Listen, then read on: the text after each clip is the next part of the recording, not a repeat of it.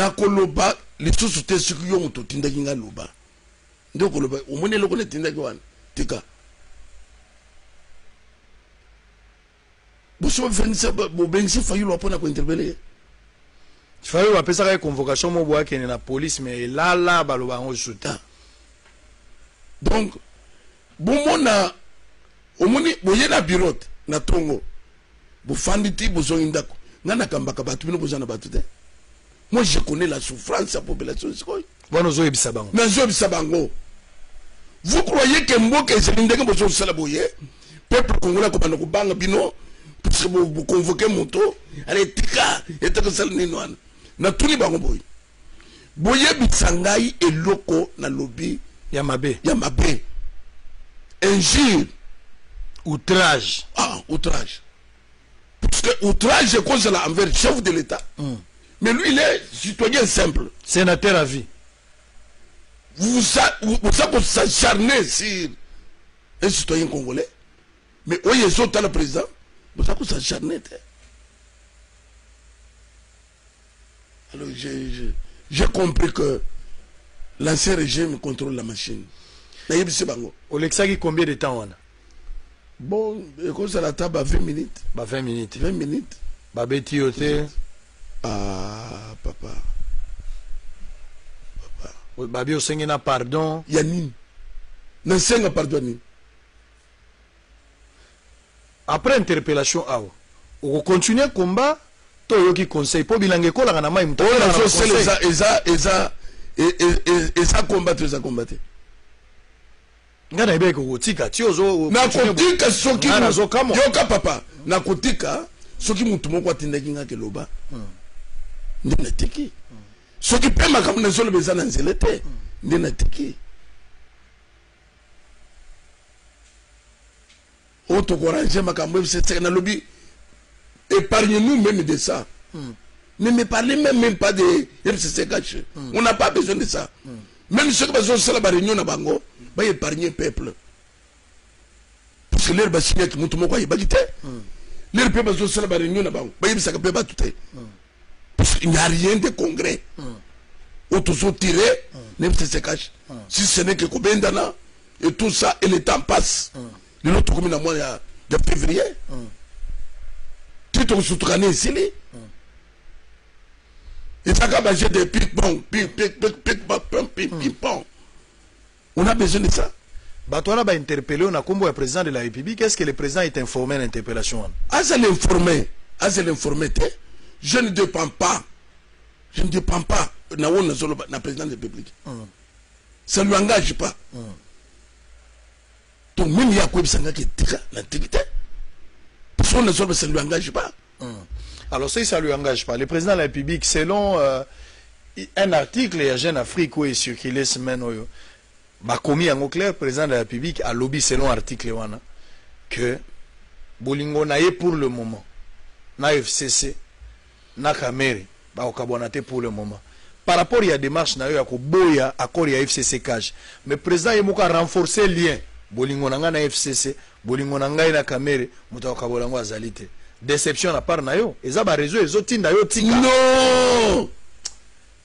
Démarche na biso sango ezali sir wana te. Na lobaki ke moto zamuke boboma. Soki moto eyebele okuboma ngote. Muto akwe ko sala face na peuple azalaka te. FCC cash ako sala face na peuple congolais te. FCC cash c'est un groupe des individus. Toko tanga bango bakoza la ta 500. Toucha bango ata baza 1000 contre 80 millions. Bako kate. Et loko ya liboso. Ezali ya que liti biso tozana yango. Ezali liti ya tozali komizwa en charge.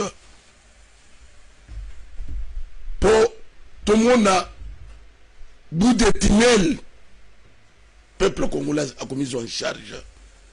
Ce qui mariage se cache. Et Koumela entre Bango, ça n'engage pas le peuple congolais. C'est ça le discours. Très bien. Bas militaire, basolil. Bas policier, basolil. Bas fonctionnaire, basolil. Sango. Au lieu de fonctionnaire mbongo. mais bazo kata bango sur 15% là à la source. Yamiba Bouzozo. Yachikamin Bouzozo. Outikoloba à peu près 1 milliard. Oyo Bouzozo. Nyos ya mabele richesse nyos. Richesse ya zamba. Richesse ya mipepe. Richesse ya mai. Bozui. Bozolanda na taxe ba fonctionnaire. Tout ce bango la charge. Très bien. Les gens sans cœur. Très bien. Démarche de ceux qui est presque le rôle à mon entier. Ce qui est le mon entier mais à rejoindre na kati ya réveil aux alliés d'accord à Koyambaye. Papa, n'est-ce pas que non seulement mon dansé mais tout peuple congolais derrière le vœu patriotique. Est-ce que l'ère a fait la yak? À côté de lui, on a un groupe électrogène. Le nom a vu groupe électrogène partout. Papa, on a détruit le pays. Tout ça est clair. Et nous, quand ils passe, c'est plus que. Dans mon éducation, c'est en face. Dieu m'a donné une mission. Oui. Les lots groupes électrogènes sont partout. Les camoutés bakate. Tout ça n'a pas de maille. Tout ça n'a pas de problème, il y a tout. Dernièrement, Angola bandé côté de Simao. Simao bandé comme $5. Des besoins de mise en loi. Wane kota wote. Sikre soya, sikre kota wote. Tout ce que soya précise ça passe à la population. Biloko ekita. Bazo telemel. Mitu ke ya. Mitu ke ya plus de 10 kota wote. Ça ce sont des gens sans cœur. Vous en foutez batouté. Vous emportez tout yamboka. Batouana pauvre. Mais vous savez vous sommes mitu ka sika. Vous sommes mitu ka sika pour Koufi basali ya bango. Bakosamba papa. Bakosamba. Bon, n'était que Nzamba Koufa. Dieu existe. Je te dis vrai. Nous t'avons le ciment bateau. À vous allez honte. Et ça, le coup la bateau, mais c'est qui c'est ma saoule. Beaucoup de gens, c'est là qui. Et c'est la pasteur au Bakopé Sekanyaka. Le cas le bon boyer, c'était malheureux. Même pas nous sommes besoin de cas. Bakobande Kubunga la bagarre, Moukolomsos. A combien de combien de besoin de l'oulaye. Bateau, bateau, bateau, mimboka. Bayaki na mission qu'on détruire, qu'on se laisse le kumu. Tout ça, na le kumu na mukil. Tout ça, na yangote. Ils ont un régime où les kindes saliang. Ils nous ont fait agenouiller. Tout ça, qu'on fout comment devant n'importe quel peuple. Devant n'importe quel peuple. Tout ça, la valeur. Pour le moment, peuple est Sengeli Tabonde là, mais Sengeli plutôt à Téléma. Si quoi l'église est fait patriotique et outil l'église, c'est Dieu qui a commencé. Tout ça semble. Mais il y a qu'un égoïste roi. Tout ça semble. Batuna Zamba Kendeke Babel Laka. Babel Laka Tango. Donc, nous tomons en consulté. On a besoin de l'église. Tout ça dans l'église. Mais Zamba peut une mission spécifique. Il y a quoi que toute autorité vient de Dieu. Vous ont fait souffrir le peuple congolais. Le peuple congolais, na niveau tout le monde va tout le monde pamba. Ba centrer mon na politique. Mon tout même ba commerçant. Mboko ezaki na ba grand homme, ba homme d'affaires. Ba femme d'affaires, ba somme ba avion, si ba zaki na ba avion. Papa bien bazalaki patron de patron. Mon début quand même que na Congo, mutu boya zalaka. Ba mboka nyo so bato na bazali. Awo lelo batengeli biso kombo. Bakanse Boubasila. Ba détruire bato na biso nyos. Ba muso ko kimisa bango. Bon. Mission baswaki et ça n'a fin. Et ça n'a fin. Même Israël a souffert pendant 430 ans. Mais il y a eu un jour où j'ai entendu les cris. Ok. Alors, si vous maintenant que on dit que pour aller motiver Nzambe Mutalobi na yo, vous allez continuer mission. On termine déjà. Prochaine étape est Zanini. Tozela activité au Kenya na place au Babengi Siopé et pas à Bajen ya MLC. étape ezali éveil patriotique tout ça na mikolo yebisa mutu moko kabali solo na mutu bobange eloko te mutu nyonso place akozala soki bakanga biso baprison kotonda nayebisaki na conseil de sécurité boza na ner boza na baservice nyonso comme j'ai compris que c'est l'ancien pouvoir qui contrôle encore la machine de sécurité. Bokanga biso. Bobongisaka ba prison. Tokokota pona souffrance, obozo tchebiso ya makasi. Les résultats bien pour le moment. Ba pesa programme na bango. Eza programme ni. À part 100 jours. Eza programme ni. À part gratuité. Les gens peuvent espérer quoi dans 5 ans de congrès. Non, année tout ça. Nini. Pour ça, le année action. Au lieu de c'est les fonctionnaires bon, bozo katabango. 15%, ils ont impôt. Même dans temps où il y a un régime, il y a Kabila. Bah si pas kataba fonctionnaire mongo. Bah si pas bimeli ba étudiant. Pour pas mettre les bango nini. Minerval. Bazo sala pona kusimbi se touche. Tout ce qu'ils font. Tout ce qu'ils font. C'est pour détruire. Pour détruire. Nané Rwanda. Puis surtout soutenir Kibino. Mais vous en avez pouvoir. Boutique mboka évolué. Boutique peuple quand même. ACP là. Vous bloquez tout. Après vous allez baquer à Zoloba. Finalement, éveil patriotique. Ce qui Félix Tshisekedi d'abord ko kabwana Kabila ke bazaka liboke. Objectif final et vous allez benga la bango nyonso. Bazala te. Biso soko tozo la bango te. Éveil patriotique, c'est l'ensemble. D'ailleurs, dans le moment où il fallait le gouvernement se cache. C'est déjà il fallait le gouvernement d'union nationale. Gouvernement d'union nationale, pas gouvernement. Tout ça sont des erreurs. Donc, il faut produire les gens. Exact. Tant que FCC, ça met son moni, ça peut interpeller. Pourquoi?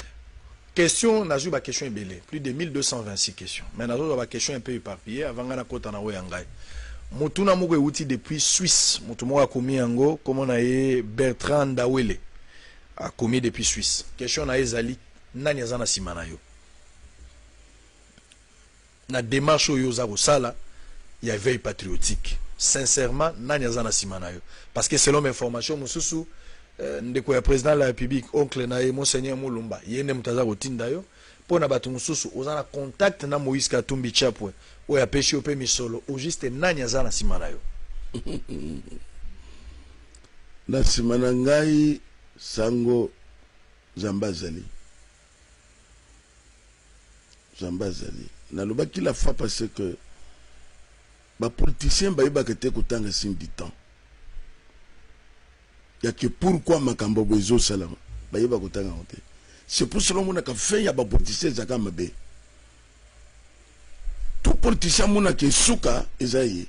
Mais zo yeba teke na mboka songolo ni ne salamaki. Na mboka pakala ni ne salamaki. Mukunzwa na suka kiboni. Suki aye ye kaka. Même 20 ans, même 25 ans, même 30 ans, mboka ezayi aye ya kutika la seko. Mais Azobo qu'il y a un Dieu, oui, que toute autorité vient de Dieu. Même du temps ancien. Et c'est là qu'il va roi Zamba Zotin de la Bango prophète. Aouza pasteur, ce que j'ai en obédience na Bango. Aouza bon pasteur, ce que j'ai dit pour appuyer Bango. Ce que j'ai dit pour appuyer Bango, tu es un mauvais pasteur, tu n'es pas plus pasteur. Est-ce qu'on a besoin de ça? Depuis tant wakala, Zamba Zekutin d'aba prophète. Yebisa Saoul, beaucoup de Yesiri. Yebisa roi, Aza assassin, Aza voleur. Dans la Bible, il y a ce courage à Kwebisa Kab. Ne tue pas un assassin, un voleur. Ou yibie langa yanabote. Ou bomiye, pobote le langa. Dieu n'a pas changé.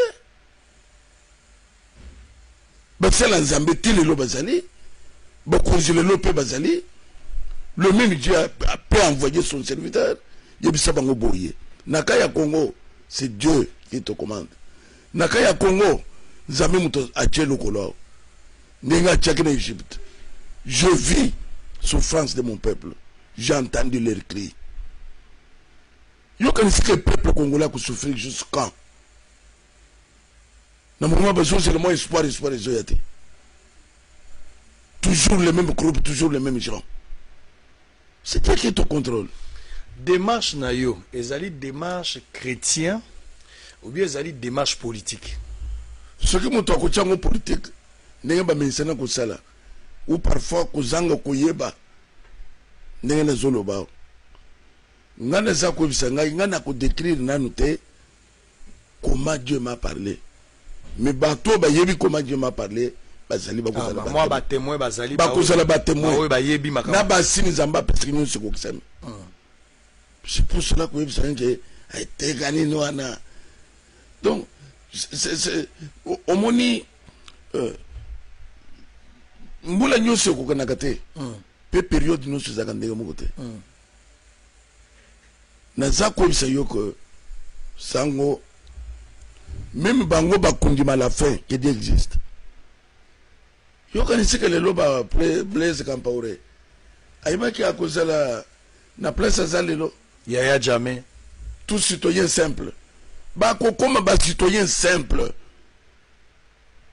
ba tino so ba lobakate ba ndeko Fayulu président Fayulu ba lobakate ba président Katumbi ba lobakate ba politicien ba lobakate mais pourquoi maintenant chez moi ayez problème parce que ozali leader d'opinion ya Trampoyo et puis pour na bango za mosali na Nzambe il fallait ozala na kati église au continuer côté ya bampate ba déclaration no subatu basali bazozo ngisoka ka zonga na église kendo osala musala na yo question moko na otuna bango basala nde musana busembo Zamba bimisaka musali na yake kendo ko ebisa bango maleko ya tukana ba Bible tout tient assez nana senga ki délivrance ya Israël c'était Moïse il était serviteur de Dieu il était devant un année pharaon pour na ko ebisa ke tika kunyoko la bato nana tineke nzamba zobeke je t'envoie mon serviteur va chez pharaon yebisa ye Moïse akenekete Moïse a politicien. C'est serviteur de Dieu. Donc bateau dos bazo pekisa yo zonga na église, bazana droit ko ebisote ke zonga. Non, c'est plus que ça na profit na bango. Le kole ba seli ko détruire mboka. Alors bazo muno yezeli ko veiller bat. Ba ko biso zonga na église. Mais ce qui les a collaboré ya bango. Ba ko lo banga lo ba. Différence ni nezana oyo yozo démarche oyo yozo na ngolelo différence ni nezali na politique okabwani na ba politique ndenge nini po bato muso azomono komi politicien so il faut la que ça bango ke yoza politicien te boza la différence ndeni ou soit okolo ba nzamba yebiso kota politique okoti lelo lokolo pe apparemment nzamba yebiso tika renaissance pour le mali sur la renaissance ozo betate to lo banano sango soki le longana lina comme politicien muto ko pekisa ngai azali ya FCC ben yakash muto ko pekisa ngai azali yiki bien y ya comme politicien tout na donc ngai na so sala mission na ngai mais ceux qui pèlent na comme politicien muto ko pekisa ngai zate